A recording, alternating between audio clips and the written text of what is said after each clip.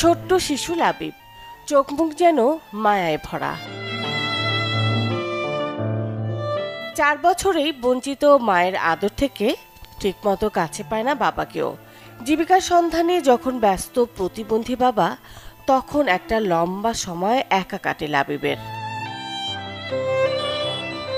লাবিবের বাবা কুষ্টিয়ার মিরপুরের কামিরহাট গ্রামের মজিবুর ব্যাপারী লিটন শারীরিক প্রতিবন্ধী, আর মা সালমা খাতুন মানসিক প্রতিবন্ধী হওয়ায় দীর্ঘদিন ধরে ঘর ছাড়া। ভিক্ষা করে কোনো মতে নিজের ও সন্তানের খাবার জোটান লিটন। বাবা ছাড়া কারো হাতে খেতে চায় না শিশুটি। সারাদিন পর বাড়ি ফিরে একসাথে খাবার খান বাবা ছেলে।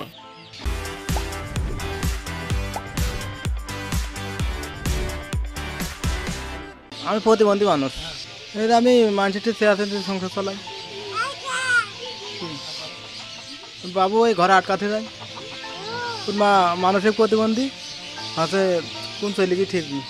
আরও মানুষের হাতে খায় না, তো আমি যাতে লাইফের সাথে না পানি কাগজ থেকে ভাত দিতে হবে, তারা মানুষের হাতে খাবে নিন, আমাকে কেমন বাড়লো মানুষ দেখলে ফিল দেয়। আমার একটা গাড়ি হাতে, গাড়ি বেড়াটা হারা গেছে, চোরে চুরি করে নিয়ে গিয়েছে, ভাই বলাই হাতে দেখি কী করে। আর গাড়ি বেড়া না গেলে আমি বাবু নিয়ে যাবো। এলাকাবাসীও চান সমাজের বাকি শিশুদের মতো বেড়ে উঠুক লাবিব, পড়ালেখা করে জীবনে আসুক সফলতা। বাচ্চাটা রুমের ভিতর আটকে রেখে দুজন বেরোয়, সারা দেশ ঘুরে আসে, আবার সন্ধ্যার সময় বের করে, খায় কি না খায় ঠিক নাই, কোথায় থাকে কি করে কোনো অবস্থা না ঠিক না, বুঝছেন। এদের অনেক কষ্ট, এই বাচ্চাটার কষ্ট আরও অনেক বেশি। যেখানে 2 মাস বয়স তখন ওর মা ওরকম ফেলায় হয়ে যেত, তখন ওর বাবা সুজি কিনে আমার কাছে রাখতো, আমি ও খাওয়াই, গোসল করা, আবার ঘুম আসা, আমি ধরে কাজের মানুষ কাজ করতে যাই, আবার ওর ঘরে রাখি থেকে যায়। ওই বাচ্চাটা সারাদিন ঘরের উপরে ভিতরে বন্দি থাকে, ওনারে যে এক গ্লাস পানি দিবে কেউ সে লোকটাও নেই। রাত 10টা 11টা পর্যন্ত যখন লিটন বাড়ি আসে, তখন ওই অবস্থায় প্যান্ট নাই গেঞ্জি নাই, এই শীতের ভিতরে দোকানপাটে নিয়ে এসে রেখে তারপরে ওই লিটন নিয়ে বাড়ি যায়। মনে করেন লিটন যদি একদিন না আসে, ওই বাচ্চা ঘরের ভিতরে ওইভাবে থাকবে।